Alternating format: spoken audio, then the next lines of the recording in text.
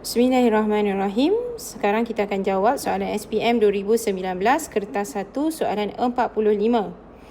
Persamaan kimia berikut mewakili pembakaran lengkap bagi etanol. Okay. Kalau you tak tahu pun yang mana satu etanol, you have to make an intelligent guess lah. Yang ini you tahu ni adalah gas oksigen. Ini gas karbon dioksida. Kenapa you tahu? Sebab setiap hari untuk you hidup gas oksigen, you bebaskan gas karbon dioksida. Dan setiap hari you akan minum air. So yang mana satu etanol? Ini etanol. Okay? Jangan just because you tak pernah tengok formula kimia etanol. Contoh you berada di tingkatan 4 sekarang. Cikgu, saya tak tahu formula kimia etanol. Okay, saya tak nak buat soalan ni. Tak boleh macam tu. Okay? So kita soalan tu mesti akan guide you lah macam mana pun. Alright. So dia tanya berapakah jisim etanol. So dia nak tahu jisim etanol ni. Jisim kita guna simbol M. Tanda soal. M tu being mass lah sebenarnya. Okay.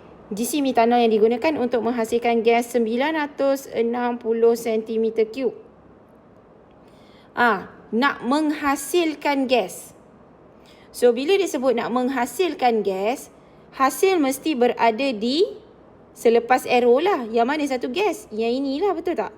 So, they are talking about menghasilkan gas karbon dioksida. So, dia bagi isi padunya 960 cm3. Dia tak sebut spesifik karbon dioksida. Dia hanya sebut menghasilkan gas. So, the only gas yang menjadi hasil adalah karbon dioksida. Air is cecair kan? Okay. Now, kita guna kaedah tiang. Seperti biasa, kita guna kaedah tiang yang Cikgu Zulkifli Mahmud buat. InsyaAllah lah, kalau tak silap saya memang dia yang buat. Kalau salah, mana-mana cikgu boleh betulkan saya.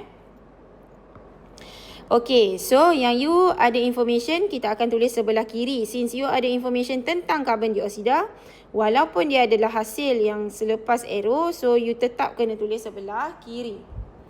Okay. Then, yang you nak cari adalah berkaitan dengan etanol. So, tulis sebelah kanan. Okay. So, kita ada information apa? Isi padu gas karbon dioksida iaitu 960 cm3. Yang ini you kena realise bahawa ini dalam cm3. Kita punya isi padu mesti dalam unit desimeter cube. So, dari cm3 nak pergi ke desimeter cube, you kena buat apa? You kena bahagi 1000. So, bahagi 1000 is basically gerakkan titik dari belakang ke depan. 3 titik. 1, 2, 3. So, it is 0.96 desimeter cube. Okay. Ini saya alih ke tepi. Boleh ke? Alamak, tak boleh. Padam je lah. Okay. So, itu isi padu gas karbon dioksida. Now, kita nak buat apa dengan isi padu ni? Kita akan kira bilangan mol bagi gas karbon dioksida. So, always remember dia punya step adalah nombor 1 bilangan mol, nombor 2 ratio ataupun nisbah. Ada cikgu dia ada bagi mnemonik untuk ni, saya tak adalah. Okey, dan ini yang terakhir adalah apa kehendak soalan. Okey, question tu nak apa? Okey, so bilangan molnya adalah isi padu bahagi isi padu molar gas. Isi padu bahagi isi padu molar gas ni adalah formula penghitungan bilangan mol yang ketiga. So, kenapa tak boleh tulis? 0.96 desimeter cube bahagi, berapa dia nak? Dia nak isi padu molar gas pada keadaan bilik. So, kita bahagi dengan 24 desimeter cube per mol. Kita cancel off ini.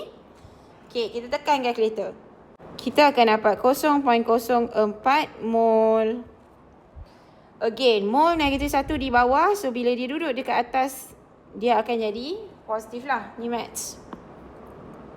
Okay, ratio of moles. This is the second step. Second step dia adalah nisbah mol. Saya padam ni dulu. Takut tak nampak. Okay. So, kalau tengok pada persamaan kimia ni, apa nombor di hadapan karbon dioksida? Ada 2 kan? So, 2 mol karbon dioksida Mesti refer kepada karbon dioksida lah sebab this is talking about karbon dioksida now. Jangan terbabas pula letak satu. Satu tu untuk etanol. So basically 2 mol karbon dioksida akan dihasilkan apabila 1 mol etanol ini bertindak balas dengan 3 mol oksigen. Okey, cuma itu secara teori. Ini orang ni dia hanya hasilkan 0.04 mol karbon dioksida. So kita kena tahulah berapa bilangan etanol, berapa bilangan mol etanol yang dia gunakan. Macam mana nak buat?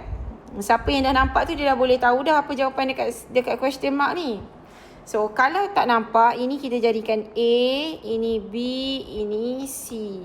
So nak dapat question mark A darab B bahagi C, iaitu 0.04 darab 1 bahagi 2.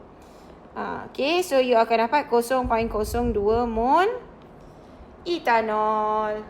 Okay, lepas tu dia suruh buat apa? Dia suruh hitung untuk jisim etanol. So bilangan mol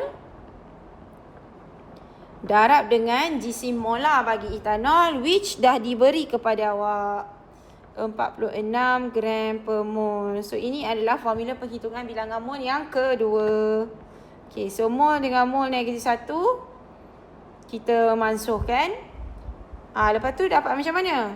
So you akan dapat 0.92 gram. Tekanlah kalkulator. Betul lah, 0.92 gram. Itulah jawapan dia A. Alright, itu sahaja. Sekian, terima kasih. Bye.